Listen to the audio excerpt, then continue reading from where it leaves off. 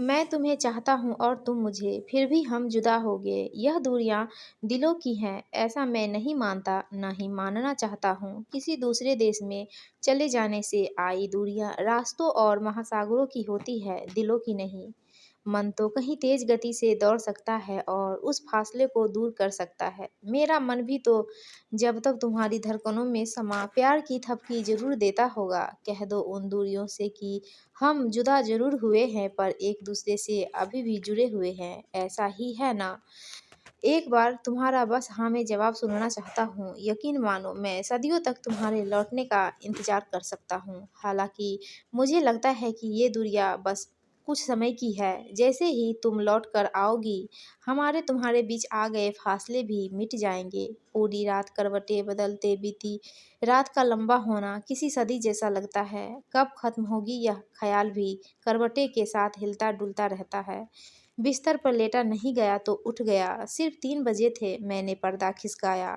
सर्दियों का अंधेरा कोहरे के साथ फैला, जैसे आसमान में अपनी फीकी चांदनी के साथ लटकते उदास को चुनौती दे रहा था। पर चांद क्या हार मान लेगा? नहीं, वह कोहरे की चादर पर लगातार अपनी चमक उड़ेल रहा था। आखिर कब तक अंधेरा अपनी जीत का जश्न मना सकता है? जैसे ही सूरज धीरे धीरे तमाम बाधाओं को पार करता हुआ ऊपर आएगा, अंधेरे को उसकी किरणों में भस्म होना ही पड़ेगा। बहुत ज्यादा दार्शनिक सोच रखते हो। हर बात कविता लगती है तुम्हें। हर चीज और हर स्थिति में कविता तलाशना अच्छा है, पर उससे बहुत सारे समाधान नहीं जुटते।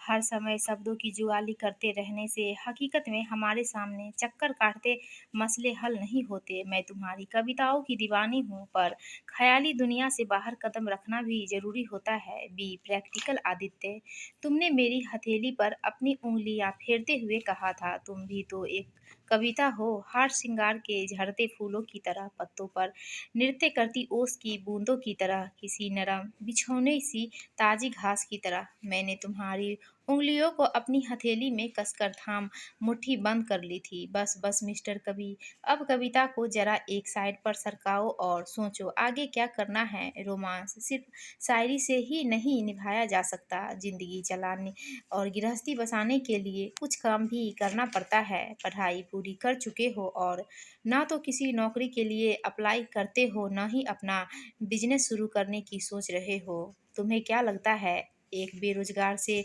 पापा मेरी शादी होने देंगे? वैसे अगर तुम्हारा मुझे भगा कर ले जाने का इरादा है तो मैं उसके बारे में सोच सकती हूँ। हालांकि असंभव ही है। मैं अपने पापा का विश्वास तोड़ नहीं पाऊंगी, क्योंकि मम्मी के जाने के बाद उनकी दुनिया मुझ तक ही सिमट कर रह गई है। अपनी हथेली में कसी तुम्हारी उंगलियों की तपिश मुझे पिघला रही थी। मेरा मन कर रहा था कि तुम्हें बाहों में भरकर चूम लूं, लेकिन पार्क में बैठे थे इसलिए खुद को रोक लिया। हालांकि पार्क में यहाँ वहाँ चिपके जोड़े हमेशा नजर आते, लेकिन मैं जानता था कि तुम्हें सार्वजनिक रूप से अपने प्यार का तमाशा बनाना पसंद नहीं है। तुम्हारे लिए प्यार दिखावे का नहीं, महसूस करने का एहसास था। स्टार्टअप शुरू करने की सोच रहा हूँ, फंडिंग के लिए कोशिश भी कर रहा हूँ। बैंक से लोन ले सकूँ ऐसी भी मेरी हैसियत नहीं, और मेरे हिटलर पापा अपनी तिजोरी में से 1 रुपया भी निकाल कर मुझे नहीं देंगे, जबकि उनकी विरासत का एकमात्र वारिस मैं ही हूँ। और रही बात भगाने की, तो मैं पूरे गाजे बाजे के साथ तुम्हें ब्याह कर ले जाऊंगा। बस कुछ समय चाहिए। लायक दामाद बनकर ही तुम्हारे पापा के सामने आऊंगा। वैसे इतनी टेंशन मत लो, फिलहाल तुम तो नौकरी कर ही रही हो। तुमसे शादी करके मैं बेरोजगार भी नहीं रहूंगा, तुम्हारी नौकरी बजाऊंगा। उस वक्त तुमने मुझे जिन नज़रों से देखा था उसमें न प्यार था न सहमति, बस एक खालीपन था। मुझे महसूस हुआ जैसे तुम्हारी उंगलियां मेरी हथेली के बंधन से मुक्त होने के लिए छटपटा रही है। मैंने अपनी मुट्ठी खोल दी थी। उस दिन तुम्हारे जाने के बाद मुझे लगा जैसे तुम मुझसे दूर जा रही हो। क्योंकि अंजलि, क्या मेरा तुमसे प्यार करना काफ़ी नहीं है? क्या तुम्हारा मुझे प्यार करना काफ़ी नहीं है हमारे रिश्ते को जीने के लिए? अगर पुरुष पैसा कमा कर लाता है और बीवी घर में रहकर उसकी कमाई खर्च कर सकती है, तो क्या कुछ समय के लिए पति हस्बैंड बन पत्नी की कमाई खर्च नहीं कर सकता? अपने दिल का दर्द बांटने के ख्याल से जब यह बात माँ से कहा तो उन्होंने जिन नज़रों से मुझे देखा था, उनमें आश्चर्य था, असहमति थी। क्यों? क्या तेरा कुछ भी करने का इरादा नहीं है? माँ ने झिझक दिया था।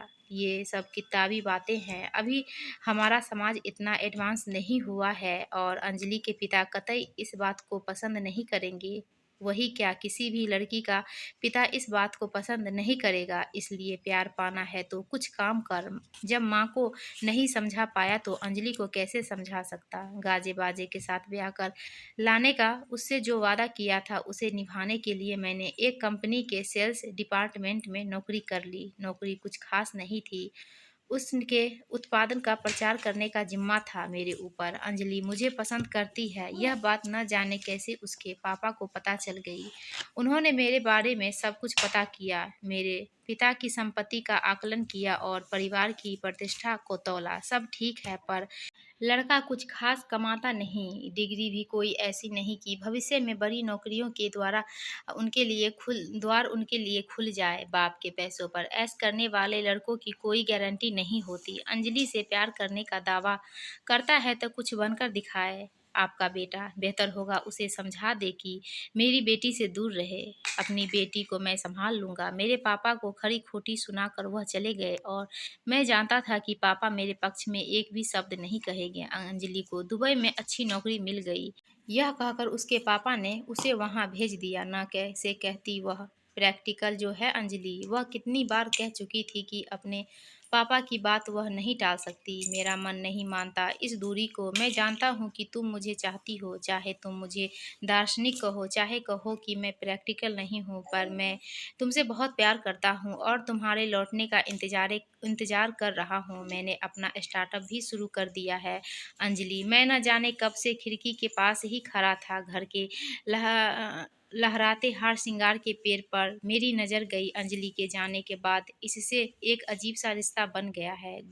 गुनगुनाती ठंड में हार श्रृंगार सुबह सुबह हल्की काली सड़कों को अपने फूलों से भर देता है। तब लगता है जैसे तारों से भरे आकाश का एक टुकड़ा नीचे धरती पर उतर आया है। दार्शनिक ही सही, पर मैं तुम्हारा इंतजार करूंगा।